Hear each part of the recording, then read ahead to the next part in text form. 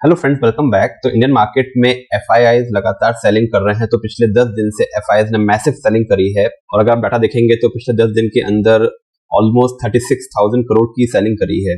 और इनफैक्ट इसी महीने नहीं, अगर आप पिछले कुछ महीनों देखेंगे तो अगर आप स्क्रीन पे देखेंगे ये मंथली चार्ट है कि एफआईआईज ने कितनी सेल करा। तो अगर आप जैन में देखेंगे तो जैन में 35 करोड़ की सेलिंग करी, उसके बाद फेब में 15 करोड़ की करी, मार्च में एक रिवर्सल आया था, करीब 3,000 करोड़ की बाइंग हुई, तो इसमें थोड़ा लग रहा था पॉजिटिव होएगा। लेकिन अप्रैल में फिर से एफआईआईज ने 35 करोड़ की मैसिव सेलिंग करी और मई में तो सारे रिकॉर्ड तोड़ दिए 15 दिन के अंदर ही। इनफैक्ट लास्ट 10 ट्रेडिंग सेशन में ही 36,000 करोड़ की सेलिंग करी है। अब काफी दिग्गज बोल रहे हैं कि इलेक्शंस का माहौल है और जिसकी वजह से एफआईआईज डरे हैं और अपना पैसा निकाल रहे हैं। लेकिन क्या ये सही रीजन है? जी बिल्कुल नहीं।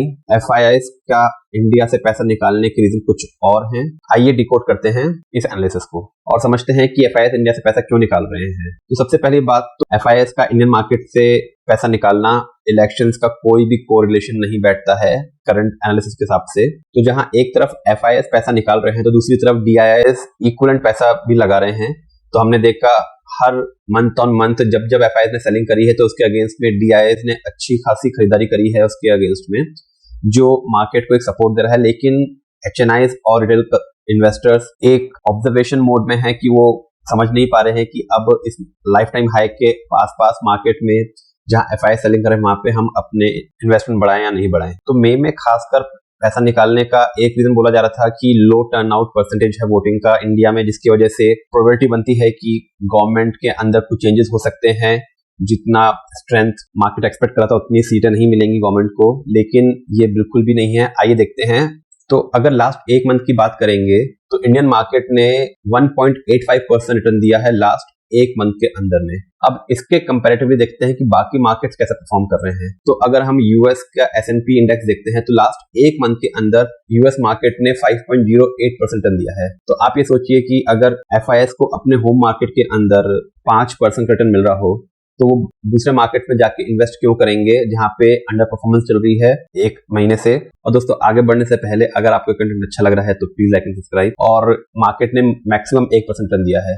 और इसके अगेंस्ट देखेंगे चाइना का मार्केट, जो एक डेड मार्केट बोला जा रहा था कि चाइना के अंदर अब एक सैचुरेशन आ चुका है और मार्केट्स लॉन्ग टर्म तक रिटर्न नहीं देंगे, जिसकी वजह से एफआईआईज अपना पैसा निकाल रहे थे। उसने एक रिवाइवल का सिग्नल शो किया है। और देखें, चाइना मार्केट ने पिछले एक महीने के अंदर 1.66% रिटर्न दिया है, almost equal to Indian market. और वो एक लाइफ टाइम लो से रिवाइवल हो रहा है। तो एफआईआईज को एक्सपेक्टेशन है कि जो पुल बैक में रिटर्न्स मिलेंगे वो काफी ज्यादा बेटर होंगे कंपेयर टू अदर मार्केट्स। और अगर आप हैंगसेंग मार्केट की बात करेंगे तो पिछले एक महीने के अंदर हैंगसेंग ने ऑलमोस्ट 20% रिटर्न दिए हैं। तो जहां पे उनको अपने खुद के मार्केट में 5% रिटर्न मिल रहा है, प्लस दूसरे ग्लोबल मार्केट्स के अंदर 20% का रिटर्न मिल रहा है, और चाइना मार्केट जो कि एक रिवाइवल पुल बैक में जा रहा है, तो जहां पे एक प्रोबेबिलिटी है अच्छे रिटर्न्स मिलने की, तो अपना पैसा ऐसे मार्केट में कोई भी इन्वेस्टर क्यों अटकाएगा कि जहां पे उसको रिटर्न्स पिछले एक महीने के अंदर नहीं मिल रहे हैं। ऑब्वियसली बात है कि वो पैसा निकाल के ऐसी जगह लगाएगा जहां पे उसको ज्यादा रिटर्न मिल रहे हैं उस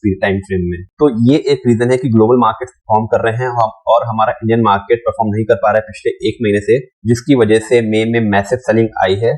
अब देखना यह है कि यूएस लाइफ टाइम हाई पे है, चाइना का पुल बैक कितने टाइम तक सर्वाइव करता है। तो अगर ये फैक्टर्स इन रूल आउट होते हैं अनदर टाइम के अंदर तो ऑब्वियसली बात है पैसा दोबारा से इंडिया में आएगा जब गवर्नेंस का क्लियर होएगा और आने वाले टाइम के अंदर ज्यादा क्लैरिटी आएगी मार्केट को कि डायरेक्शन कहाँ जाना है। तो होप आपको समझ में आया कि एफआईआईज की मैसिव सेलिंग के पीछे रीजन इलेक्शन नहीं बल्कि उनको बेटर रिटर्न्स मिल रहे हैं दूसरे मार्केट्स के अंदर, इसलिए वो पैसे निकाल रहे हैं। दोस्तों, अगर आपको कंटेंट अच्छा लगा तो प्लीज लाइक एंड सब्सक्राइब ताकि ऐसे वीडियोस आप तक रेगुलरली पहुंच सके।